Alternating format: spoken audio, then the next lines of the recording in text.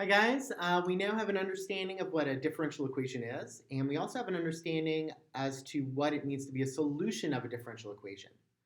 What I'd like to do now is introduce one method by which we can solve a particular type of differential equation. And before I do that, let me say that there are actually many methods that one could use to solve differential equations. This is just a gentle introduction to the idea. So the topic that we're going to talk about is something called separation of variables. And this particular technique will be useful if you can express the derivative as the product of some function of x times some function of y.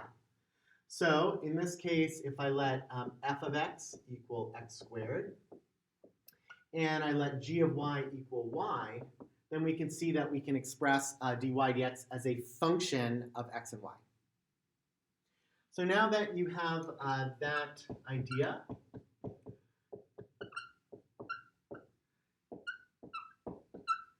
let's look at two others. I want you to stop the video for a second and see if you can express this guy as a function, as a product of a function of x times a function of y, and see if you can do the same for this one. All right, well, it turns out that this guy can't be written as a product, so this would not be a candidate for separation of variables. This one, however, could be written as a product. In fact, it could be written as minus x times 1 over y. Here, be a little sneaky about it. This is my function of x, this is my function of y. So this guy would be a candidate for separation of variables. So let's actually study this one and see how we can solve it using the method of separation of variables. What I'm going to do is I'm going to put all the x stuff to one side, the y stuff to the other side, and then I'm going to integrate. So in particular, if I multiply both sides by y, I get y dy, and I multiply both sides by dx, I get minus x dx. And then I can integrate both sides because these guys are equal. So I get the integral of y dy is equal to the integral of minus x dx. So we get that y squared over 2 is equal to minus x squared over 2 plus c. So there are a couple of different constants here, but I'm just going to mush them together into one c. In fact, I can multiply everybody by 2 to get that y squared is minus x squared plus 2c. But whether I call it c or I call it 2c, it's still generating all possible constants. Finally, what I'd like to do is move the x squared to this side just so that we can notice something. Hopefully you recognize this, x squared plus y squared equals c. This is the equation of a circle, as long as we have c being positive. And if you think back to differential calculus, some of you may have actually seen this problem, x squared plus y squared equals some radius squared, when you were trying to find the derivative dy dx. This is a kind of a classic implicit differentiation problem going this way. All right, so that's an example using separation of variables. Well, at this point you should say, wait a minute, hold the press. This looks like bad math. Why does it look like bad math? Well, first off, dy dx, that's not actually a fraction. It's just notation. So why am I allowed to multiply both sides by dx? Second, y dy equals minus x dx is also meaningless by itself. And now I'm integrating it? Well, it turns out that this is a similar situation to something we've seen before, namely U substitution. It's a visually easy way of doing the separation of variables, but behind the scenes is some actual mathematics. So let's now prove the method of separation of variables, which legitimizes this process which we just followed. Well, to start, again, to be in the world of separation of variables, we need to be able to express dy dx as a product of a function of x times some function of y. And in fact, if that's true, then I can also express it as g of x times some other function, divided by some other function h of y.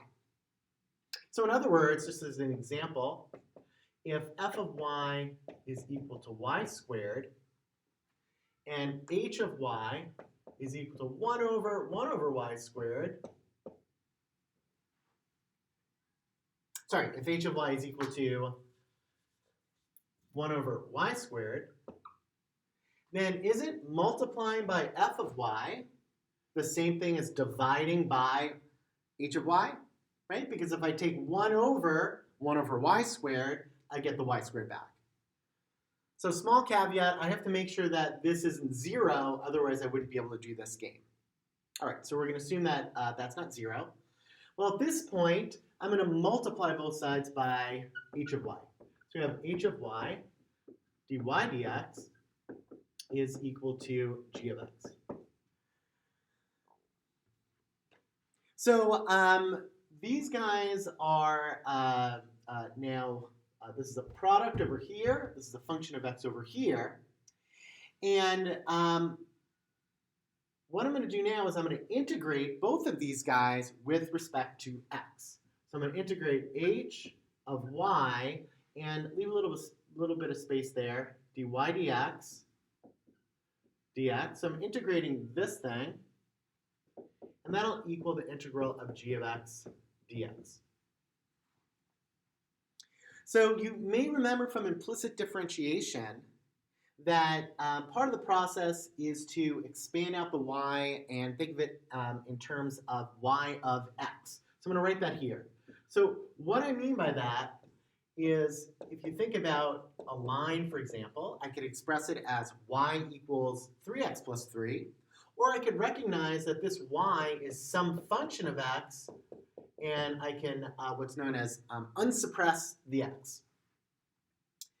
And the reason that I want to do that is once I do that, I'm going to take a look at this guy and think of it in terms of a U substitution problem. So why I'm going to do that? Well, let's let the letter y equal y of x.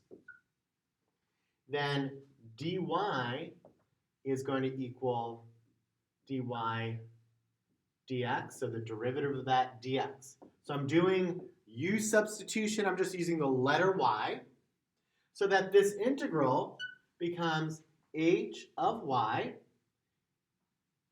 dy. So we have that h of y dy is equal to the integral of g of x dx. And that's exactly what I did when I solved this problem. So what I did, again, is I just moved the y stuff to the left. So that's really what this is. And I put the x stuff to the right, and then I integrated. So that's why we can actually do this method. So let's look at a couple of other examples.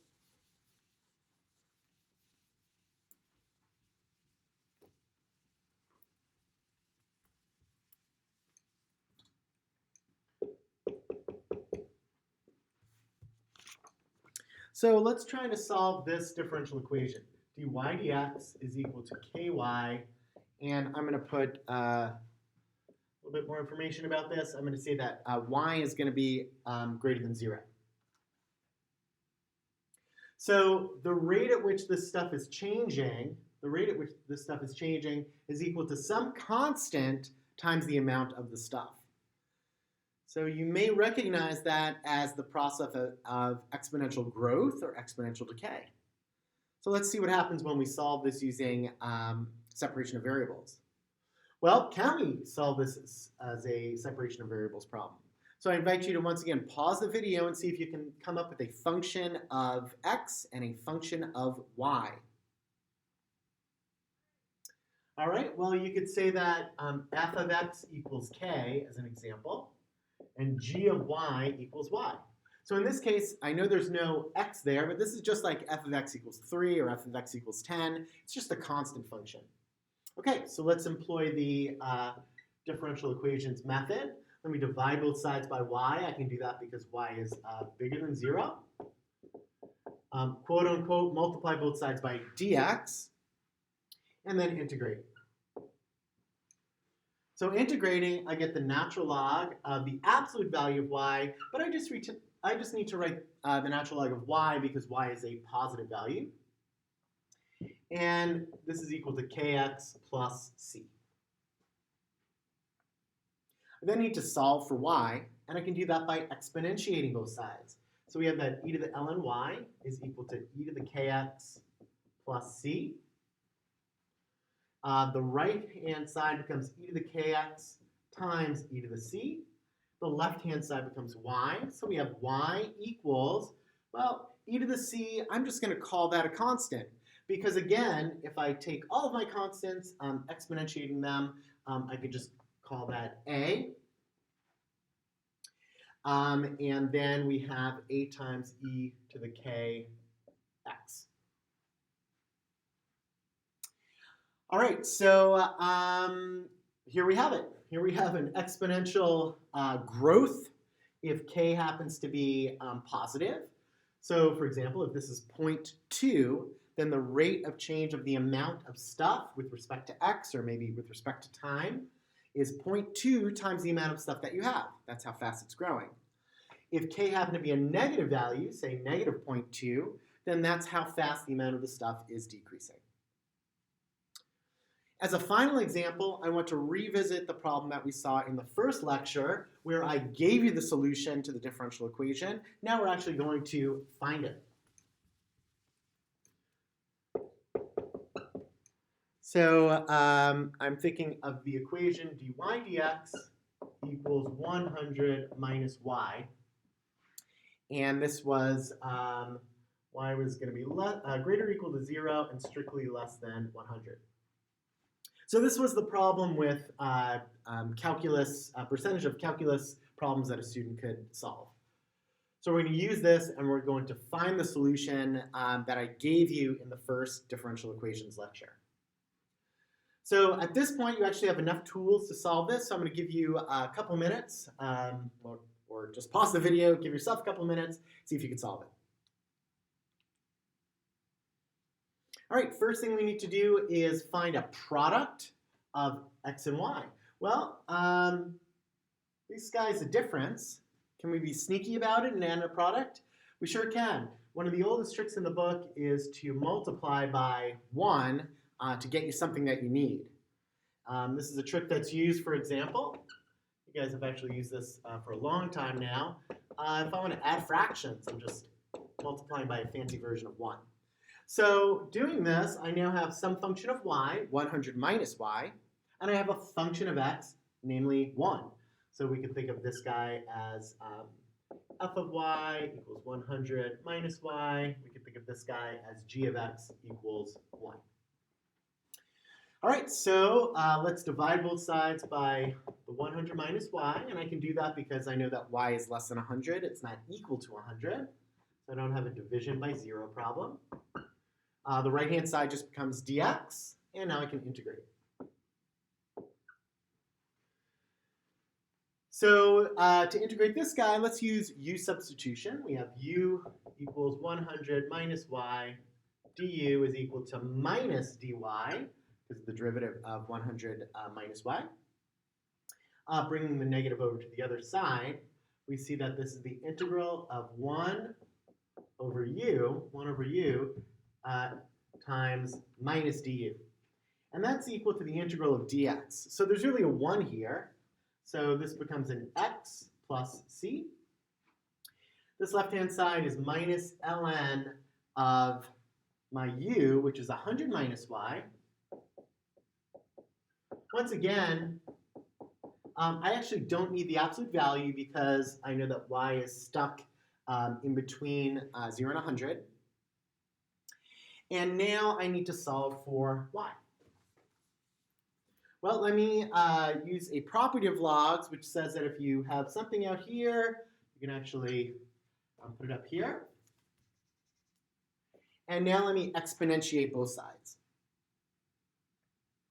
So we have, let's see, e to both sides, so that the left-hand side, actually, I'm going to back up a second. I can do what I just said, but I think that's going to be a little bit trickier, because then I'm going to be left with 1 over 100 minus y.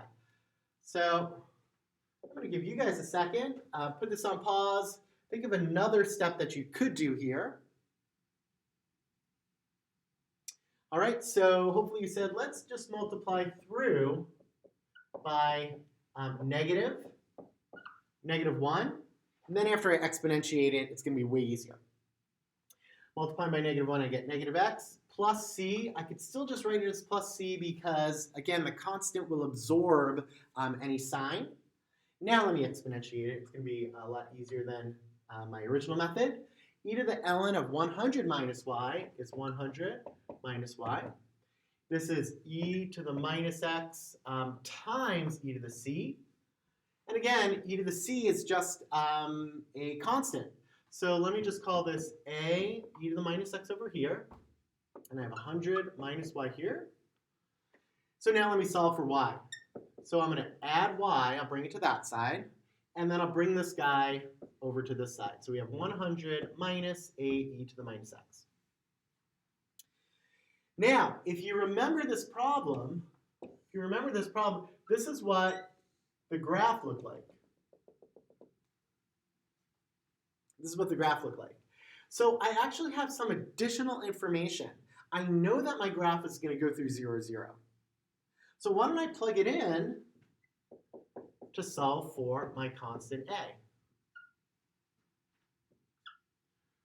So it looks like a is going to be 100.